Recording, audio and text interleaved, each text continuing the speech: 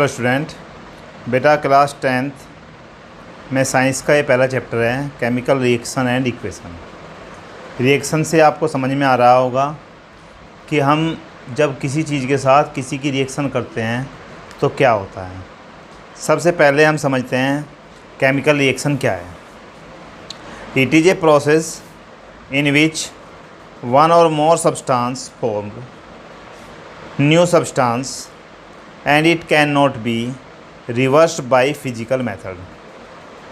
यानी कि एक या एक से ज़्यादा नए सब्सटेंस बने हैं, एक या एक से ज़्यादा नए सब्सटेंस का बनना, जो नए सब्सटेंस बने हैं इनके गुणधर्म पहले वाले से बिल्कुल अलग होते हैं। इन्हें किसी फिजिकल मेथड 9th क्लास में आपने पढ़ा था, जैसे कि मैग्नेटिज्म, फिल्ट्रेशन, सेंट्रीफ्यूगेशन, एवेपोरेशन से हम इन्हें अलग नहीं कर सकते। यही क्या होती है केमिकल रिएक्शन। जैसे कि हमने कागज़ को जलाया और कागज़ के जलने से जब बर्न हो गया तो वहाँ पर क्या बना, एक तो राख, ऐश और एक स्मोक, धुआं। हमें कागज़ का ये भी पता नहीं रहा कि कहीं कागज़ है भी क्या, यानी कागज़ की कोई भी प्रॉपर्टी उस ऐश में और उस स्मोक में नहीं रही, तो सब गुणधर्म, सभी प्रॉपर्टी चेंज हो गई। और इसको रिवर्स फिजिकल मेथड से हम रिवर्स भी नहीं कर सकते। उल्टा उस राख और धुएं से हम कागज़ नहीं बना सकते। समझ में आ गया होगा। अब बेटा हम चलते हैं केमिकल रिएक्शन, यानी कि केमिकल रिएक्शन में क्या क्या होता है, किस टाइप से होता है। देखिए, केमिकल रिएक्शन में जैसे गैस से लिक्विड बनना या लिक्विड से गैस बनना, लिक्विड से सॉलिड बनना या सॉलिड से लिक्विड बनना, ये सब क्या होता है केमिकल रिएक्शन में होता है। इसके पार्ट है चेंज इन स्टेट का चेंज हो जाना। जैसे H2 hydrogen plus O2 oxygen क्या बन गया, H2O, यानी कि लिक्विड बन गया। हमने दो गैस ली और दोनों गैस से क्या बनाया, लिक्विड बनाया, तो यहाँ पर क्या हुआ, स्टेट चेंज हो गई। चेंज इन कलर का चेंज हो जाना। जैसे मैग्नीशियम को ले लें और मैग्नीशियम को बर्न करें तो मैग्नीशियम ग्रे कलर का होता है, और मैग्नीशियम को बर्न करने से मैग्नीशियम ऑक्साइड बनता है, और मैग्नीशियम ऑक्साइड का कलर जो होता है वाइट होता है। तो कलर क्या हो गया, चेंज हो गया। तो दो चीज़ हो गई, स्टेट चेंज होना, कलर चेंज होना। नंबर 3 होता है change in temperature. Chemical reaction में टेम्परेचर भी चेंज हो जाता है। जैसे CH4 मीथेन से O2 के साथ रिएक्शन कराया और CO2 और H2O बनाया, तो यहाँ पर क्या हो जाएगा, टेम्परेचर चेंज हो जाएगा। एवोल्यूशन ऑफ गैस, कुछ में गैस निकलती है। जैसे जिंक को सल्फ्यूरिक एसिड H2SO4 में डाल देते हैं तो यहाँ पर zinc sulphate Zn plus H2 hydrogen gas निकल जाती है। तो केमिकल रिएक्शन में क्या क्या इवेंट्स होते हैं। सबसे फर्स्ट स्टेट का चेंज होना, नंबर 2 कलर का चेंज होना, नंबर 3 टेम्परेचर का चेंज होना, नंबर 4 गैस का निकलना। अब हम बात करते हैं chemical reaction in our daily life. हमारे डेली लाइफ में भी केमिकल रिएक्शन का वेरी इंपॉर्टेंट रोल है। क्या क्या होता है, देखिए, डाइजेशन ऑफ फूड। हमने जो भोजन खाया उसका जो डाइजेशन हुआ वह भी क्या है, केमिकल रिएक्शन ही है। सेकंड है रेस्पिरेशन में हमने अपने नोज़ के द्वारा O2 को इनहेल किया और फिर लंग्स में गई O2, और वहाँ पर क्या हुआ, चेंज हुई। O2 हीमोग्लोबिन में यानी कि ब्लड में चली गई और CO2 वहाँ से बाहर आ गई। तो O2 से CO2 का एक्सहेल करना क्या हो गया, ये केमिकल रिएक्शन ही है। नंबर 3 रस्टिंग ऑफ आयरन को हम डाल देते। आयरन पहले जब नया होता है चमकदार होता है, परंतु जब हम उसे ह्यूमिडिटी और हवा एयर में डाल देते हैं तो उसका कलर क्या होता है, चेंज हो जाता है, उस पर जंग लग जाता है। और यह जंग लगना एक स्लो प्रोसीजर है, बहुत धीरे धीरे प्रोसीजर होता है। ऐसा नहीं कि आज हमने डाला और आज इस पे जंग लग गया। फर्मेंटेशन ऑफ कर्ड, दही का बनना। हमने दूध को जमा दिया और दूध में खट्टी चीज़ डाल दी, जिससे क्या बन जाती है, दही बन जाती है। तो ये सब क्या है, chemical reaction happen in our daily life. हमारे दैनिक जीवन में जो जो घटनाएं होती हैं केमिकल रिएक्शन से, वो मैंने आपको बता दिया। अभी इसमें एक्टिविटी दी गई है 1.1। एक्टिविटी में बताया गया है कि मैग्नीशियम रिबन को जब हम एयर के साथ बर्न करते हैं, एयर में क्या होती है, O2 के साथ बर्न करते हैं, जब भी एक केमिकल रिएक्शन होती है जिसमें Mg+O2 MgO मैग्नीशियम ऑक्साइड बन जाता है। इसकी एक्टिविटी 1.2 आपकी बुक में दी गई है जिसमें लेड नाइट्रेट पोटेशियम आयोडाइड को ऐड कर दिया हमने, यह भी एक केमिकल रिएक्शन है। उसके बाद 1.3 एक्टिविटी है, आप पढ़कर देखिए उन एक्टिविटी को। उसमें H2SO4 यानी कि सल्फ्यूरिक अम्ल और HCl हाइड्रोक्लोरिक एसिड में या तो HCl ले लें या H2SO4 ले लें। क्या डाल दिया जाए, जिंक गार्नेल, जिंक के छोटी छोटी गोलियां डाल दी जाए, तो भी क्या होता है, केमिकल रिएक्शन होता है। इस तरह से ये हमारा chemical reaction happen in our daily life. अब हम आगे चलते हैं। केमिकल रिएक्शन में दो इम्पोर्टेंट चीज़ें होती हैं जो वेरी वेरी इम्पोर्टेंट है। एक होता है रिएक्टेंट और एक होता है प्रोडक्ट। अब रिएक्टेंट क्या होता है, प्रोडक्ट क्या होता है। Reactant who take part in chemical reaction, जो भी सब्सटेंस केमिकल रिएक्शन में पार्ट लेते हैं वो सभी क्या कहलाते हैं, रिएक्टेंट कहलाते हैं। Who take part in chemical reaction is called reactant.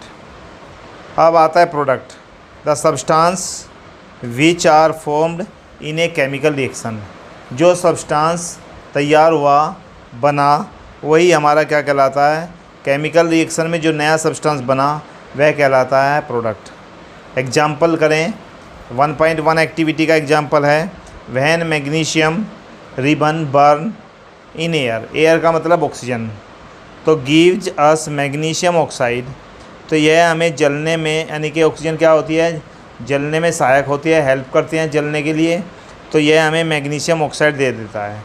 तो यहाँ पर रिएक्टेंट कौन हुआ, जो सब्सटेंस में प्रोडक्ट, यानी कि जिसने केमिकल रिएक्शन में पार्ट लिया।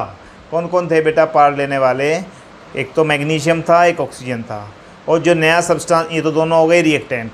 जो नया सब्सटेंस बना वो कौन हुआ, MgO मैग्नीशियम ऑक्साइड, वह क्या हो गया, प्रोडक्ट हो गया।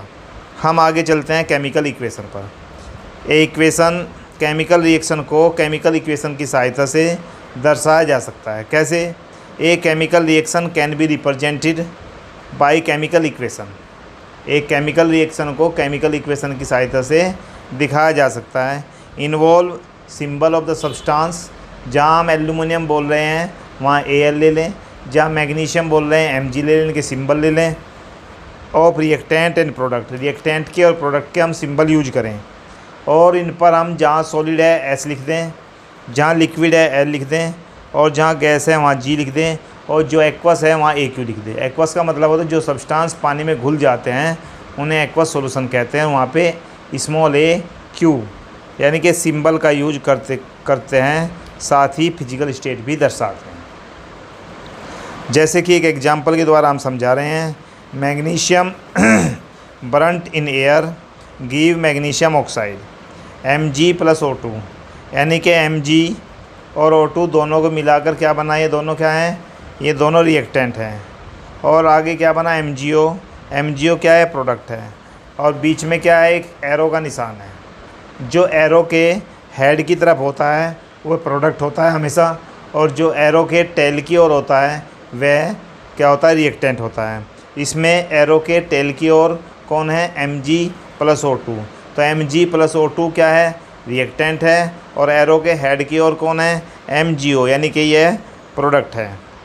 Mg और O2 क्या है, रिएक्टेंट है। टेल की ओर होने वाले रिएक्टेंट और हेड की ओर होने वाले product. It is unbalanced equation, यह हमारी इक्वेशन बैलेंस नहीं है, अनबैलेंस है। And it is called skeletal chemical equation, इसीलिए जिस पर हम सिंबल तो लिख देते हैं परंतु उसे बैलेंस नहीं करते, अनबैलेंस इक्वेशन होती हैं, उन्हें हम कहते हैं स्केलेटल केमिकल इक्वेशन। अब हम बात करते हैं Mg, इसकी फिजिकल स्टेट की। Mg क्या है, Mg एक सॉलिड है, तो मैंने ब्रैकेट में S लिख दिया। O2 भी क्या है, गैस है, तो ब्रैकेट में G लिख दिया। MgO एक सॉलिड है, तो ब्रैकेट में क्या लिखा, एस लिखा। ऐसा सब्सटेंस, यानी कि अब बात करते हैं हम एक्वस सॉल्यूशन की। एक्वस सॉल्यूशन में AQ लिखते हैं, और वो एक्वस सॉल्यूशन कौन सा होता है? It is A solution in which solvent is water. It is A solution, यह एक ऐसा सॉल्यूशन है जिसमें सॉल्वेंट कौन होता है? वाटर। यानी कि जिसमें घुलने वाली चीज़, जिसमें घोला जाता है, वह कौन होता है? वाटर। ऐसा सब्सटेंस जो पानी में घुल जाए, और घोलने वाला कौन हो? जिसमें घोला जाता है वह पानी हो, तो वह कहलाता है एक्वस सॉल्यूशन, और उसे डिनोटेड किया जाता है AQ से। चलिए, how to balance a chemical equation. हम केमिकल इक्वेशन को कैसे बैलेंस करेंगे? आप देखिए, आपके सामने आ गई होगी इक्वेशन एक, Fe को हम आयरन कहते हैं या फेरिक भी कहते हैं। H2O वाटर है, एरो Fe3O4 यानी कि फेरिक ऑक्साइड बना, H2 हाइड्रोजन गैस बनी। इक्वेशन को बैलेंस करने का कोई फार्मूला नहीं होता, यानी कि हम इक्वेशन को अगर बैलेंस करें उसका कोई भी फार्मूला नहीं है। इसे हम बैलेंस करने के लिए एक मेथड हमने पढ़ा 10th उसमें 7th 8th में, हीट एंड ट्रायल मेथड। उस हीट एंड ट्रायल मेथड से रख के वैल्यू देखते हैं, और हीट एंड ट्रायल मेथड से इसे हम बैलेंस कर देते हैं। बेटा देखो, मैंने एक टेबल बनाई है, उस टेबल में आप देखिए एलिमेंट लिखा गया है, रिएक्टेंट लिखा गया है, प्रोडक्ट लिखा गया है। अब जो हमने इक्वेशन लिखी थी FeH2O और आगे Fe3O4H2, कौन कौन से एलिमेंट इसमें यूज हुए? एक तो Fe का यूज हुआ, चलिए Fe लिख दिया। हाइड्रोजन H का यूज हुआ, ऑक्सीजन O का यूज हुआ। फिर हमने लिखा रिएक्टेंट में कितने कितने हैं, और प्रोडक्ट में। रिएक्टेंट में आप देखिए 1, Fe कितना है? 1, H कितना है? 2 है, H 2 हो गया, और ऑक्सीजन कितना है? 1। अब प्रोडक्ट में जाइए, जो हेड यानी कि एरो के हेड की तरफ है, Fe3, तो Fe कितना हो गया? 3 हो गया, और O4, O कितना हो गया? 4 हो गया, H2, H कितना हो गया? 2 हो गया। अब सबसे पहले हम एलिमेंट को ब्रैकेट में बंद कर लेते हैं, क्योंकि हमें केवल इनके साथ में मल्टीप्लाई लगानी है, इनके नीचे कोई सब संख्या नहीं लिखनी है, जिससे कि हमने इसे सबको ब्रैकेट में बंद कर दिया। तो Fe ब्रैकेट में आ गया, H2O ब्रैकेट में आ गया, Fe3O4 ब्रैकेट में आ गया, H2 ब्रैकेट में आ गया। अब ब्रैकेट इसलिए लगाया कि ब्रैकेट के अंदर हम कुछ भी चेंज नहीं कर सकते, जो लिखना है वो बाहर लिखेंगे। अब देखिए, सबसे पहले हम Fe को देखते हैं। Fe में रिएक्टेंट पे 1 है और प्रोडक्ट साइड में 3 है, तो मैंने इसमें 3 से मल्टीप्लाई कर दी, 1 × 3, तो 3 Fe हो जाएगा, और इधर दूसरी तरफ Fe3O4 ही रहेगा। चलिए, अब हम देखते हैं ऑक्सीजन को। ऑक्सीजन कितना है? इस साइड में 1 है और दूसरी साइड में 4 है, तो हम ऑक्सीजन में 4 से मल्टीप्लाई कर देते हैं, तो दोनों तरफ 4 4 हो गया। अब बात आती है हाइड्रोजन की। अगर मैं हाइड्रोजन को देखूं, तो मैंने यहाँ पर रिएक्टेंट में ऑक्सीजन के लिए 4 से मल्टीप्लाई किया, तो 4H2O हो गया। तो H के कितने बन गए? 8। इधर H के कितने हैं? केवल 2। देखो, हमने ऑक्सीजन को बैलेंस कर लिया और आयरन को बैलेंस कर लिया। हमारे पास बचा हाइड्रोजन। हमने जब इसमें 4 से मल्टीप्लाई किया ऑक्सीजन में, तो ऑक्सीजन के 4 हो गए। हमने ऑक्सीजन के 4 कहाँ पर हुए ये? अब देखिए इनको, अब हमें इसमें राइट साइड में भी हाइड्रोजन को बराबर करना है। लेफ़्ट साइड में 4H2 हो गया, तो ऑक्सीजन के 4 हो गए। तो राइट साइड में हमें करने के लिए क्या करना पड़ेगा? 4 से मल्टीप्लाई H2 में कर दो और 4 से मल्टीप्लाई H2O से कर दो।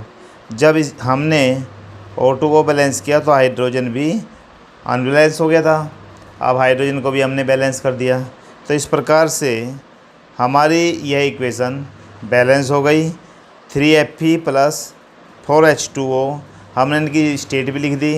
3Fe सॉलिड स्टेट है, 4H2O लिक्विड स्टेट है, फिर Fe3O4 सॉलिड स्टेट है और 4H2 गैस स्टेट है। तो इस प्रकार से ये हो गई हमारी प्रॉपर बैलेंस इक्वेशन। अब हम देखते हैं हम इक्वेशन को बैलेंस क्यों करते हैं। Why do we need to balance equation, chemical equation को हम बैलेंस क्यों करते हैं, इक्वेशन को बैलेंस करने की ज़रूरत क्यों पड़ती है हमें। इसके लिए सबसे इम्पोर्टेंट एग्जाम्पल है law of conservation of mass. हमने 9th में पढ़ा था law of conservation of mass, यानी कि matter can neither be created nor be destroyed. न तो मैटर को उत्पन्न किया जा सकता, न मैटर को नष्ट किया जा सकता। इन ए केमिकल रिएक्शन हम क्या करेंगे, यानी कि जब हमें पता है law of conservation of mass से, न तो मास को मैटर को हम ख़त्म कर सकते, न ही उत्पन्न कर सकते हैं। केवल क्या किया जा सकता है, so the number of element involve in the chemical reaction should remain same at reactant and product. तो इसलिए नंबर ऑफ एलिमेंट जो रिएक्टेंट में प्रोडक्ट में हमने यूज किए हैं उनको इक्वल कर दें, तो हमारे किसको फॉलो करेगा, ये law of conservation of mass को फॉलो करेगा। इसलिए हमें इक्वेशन को बैलेंस करनी पड़ती है। इस वीडियो में हम इतना ही रखेंगे, आगे की वीडियो में दूसरे लेक्चर में होगा। थैंक यू बेटा।